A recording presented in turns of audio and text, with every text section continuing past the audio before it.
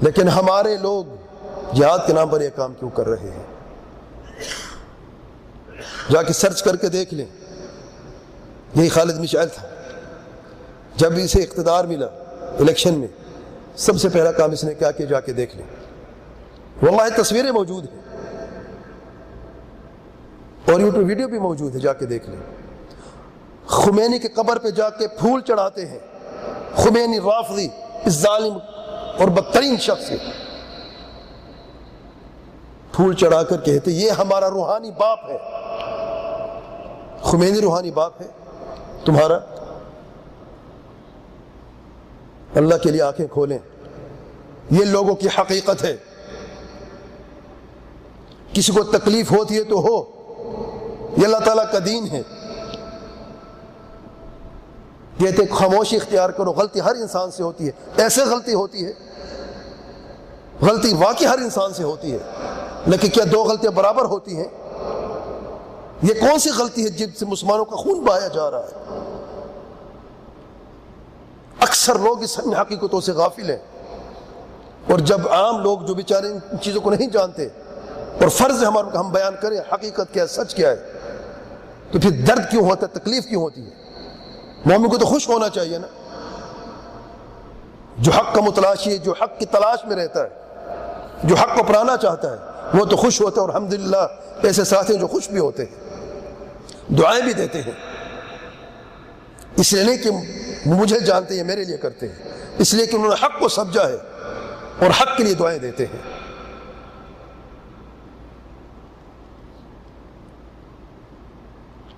اخوان مسلمین کی حکومت اللہ نے ایک اور آزمائش تھی. میں نے کہا کہ نیتوں کو ٹھیک کریں، اللہ کے لیے نیتوں کو ٹھیک کر لیں. 1 سال اللہ تعالیٰ نے اقتدار دیا مصر میں، پورا 1 سال مرسی کی حکومت ہے. کیا کیا اس نے؟ واللہ اگر آپ اپنی آنکھوں سے دیکھیں اور سنیں جو کچھ وہ کہتا ہے اور اس کی حالت کو دیکھیں، واللہ اتنی دل میں دکھ ہوتا ہے کہ میں زبان سے نہیں بیان کر سکتا. اسلام کے نام پر حکومت لینے والے شریعت کے نفاذ کے تعلق سے کہتے ہیں کس طرح کا شریعت کا نفاذ ہم کریں گے؟ وہ تو پہلے سے دستور میں موجود ہے، مصر کے دستور پہلے سے موجود ہے. ایک کرسچن نائب اول ان کی حکومت، یہ شریعت اسلامی ہے. حجاب فرض نہیں کریں گے ہم. حدود تعزیرات ایک فقہی مسئلہ ہے. یہ کس نے کہا ہے کہ چور کا ہاتھ کاٹنا شریعت کا نفاذ ہے؟ کس نے کہا ہے؟ یہ تو فقہی مسائل ہیں. یہ فقہی مسائل دین کا حصہ نہیں ہے، یہ فقہی مسائل ہیں. یعنی دین سے کوئی شریعت کا نفاذ پھر چاہتے کیا ہو تم لوگ؟ کیا قصور ان حکمرانوں کا جو چور کا ہاتھ کاٹنے کی سزا نہیں دیتے؟ وہ کافر کیوں ہیں؟ اقتدار ملتے ہی حسن مبارک کافر تھا کیونکہ اسے یہودوں کے ساتھ معاہدے کیے ہوئے تھے، شریعت کا نفاذ نہیں کرتا تھا. اخوان مسلمین کی حکومت میں اس احترام کی تجدید ہوئی یہودیوں کے ساتھ. یہ اسلام ہے، وہ کفر تھا. اور جو عجب ترین بات میں نے دیکھی ہے اپنی آنکھوں سے، جس نے دیکھا سرچ کر کے یوٹیوب میں جا کے دیکھ لے، واللہ بھائی اللہ نے تمہیں مقام دیا ہے، ملک کے سربراہ بنے ہو تم، تمہاری ایک حیثیت بن چکی ہے، اسلام کے نام پر تم آئے ہو. اس نے خاص ایک میٹنگ رکھی جس میں صرف فلم سٹار سیلیبریٹیز تھے، مرد اور عورتیں، اور ان سے خطاب اس نے کیا، اپنی خوشی کا اظہار کیا کہ تم بڑا کام کر رہے ہو، میں تمہیں آزادی دیتا ہوں. سینما جو ہے وہ ملک کی مضبوطی کے لیے ہوتا ہے، فلمیں بناتے رہو، کام کرتے رہو، تمہیں آزادی دیتا ہوں. لیکن سب سے پہلے جو اپنے ذہن میں بات رکھنی ہے وہ اس ملک کی خیر خواہی رکھنی ہے. مصر کے لیے کچھ بھی کرو، جا کے کر لو، ملک کے لیے. تنمى الصناعة، السياحة تتحرك بكل أدواتها البناءة، الفن الرفيع، المسرح، القصة، الإبداع. هاكم الميدان، انتشروا وافعلوا، وحطوا مصلحة مصر نصب أعينكم ولا تضيعوا هذه الفرصة. أنا سعيد جدا بهذه الجلسة، ولا أريد أن أدخل في تفصيلات أنتم في غنى عن ذكرها لأنكم تعلمونها. لكن تحدثت في مبادئ عامة، وأنا دائما يعني الباب مفتوح والصدر مفتوح والقلب كذلك، وأتمنى أن أسمع منكم أكثر مما أتحدث إليكم، وأرجو أن تكون هذه بداية، ويعني تستمر بعد ذلك أقوى وأعمق وبتفاصيل أكثر. يمكن نقعد مع بعض كمجموعات ومحاور عمل وتخصصات ليقول كل في مجال تخصصه ما يشاء، وهذا ندركه معا ونرى كيف ندفع معا إن شاء الله سفينة هذا الوطن.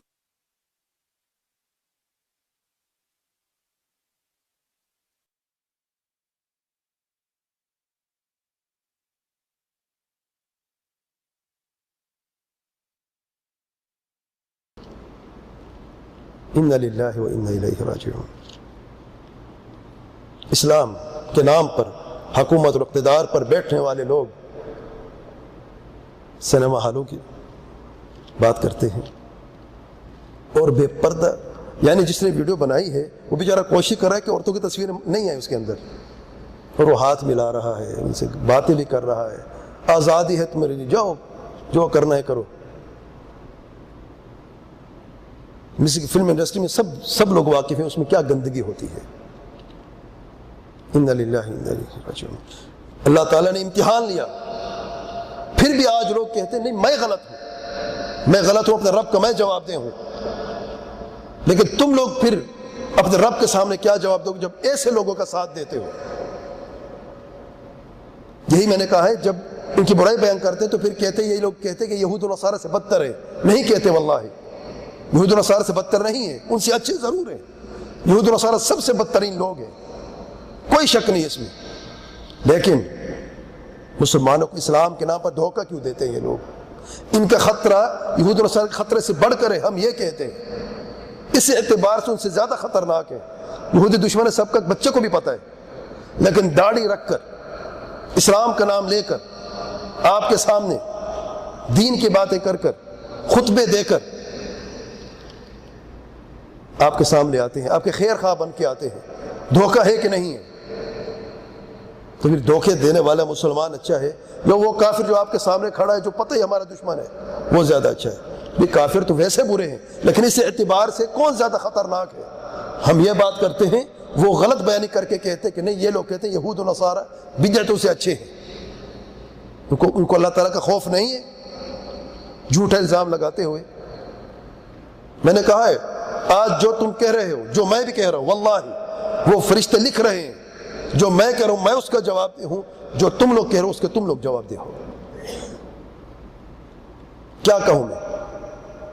कब नियतें ठीक होंगी, कब अमल ठीक होंगे, और कब शरीयत के अहकाम का सही नफाज होगा?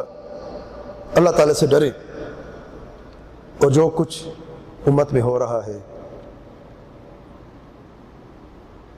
उसके लिए कुछ करें।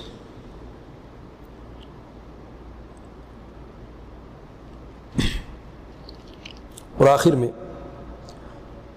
अगर मेरी बात गलत है मत सुनो।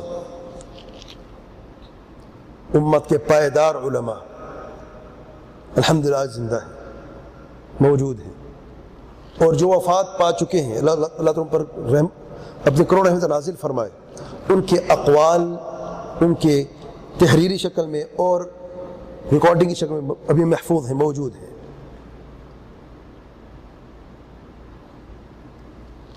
फ़िलिस्तीन के ताल्लुक़ से और गज़ा के ताल्लुक़ से या मुसलमान उम्मत के जो मौजूदा हालात हैं इनके ताल्लुक़ से उनके क्या फतावा है, वो जाके सुने।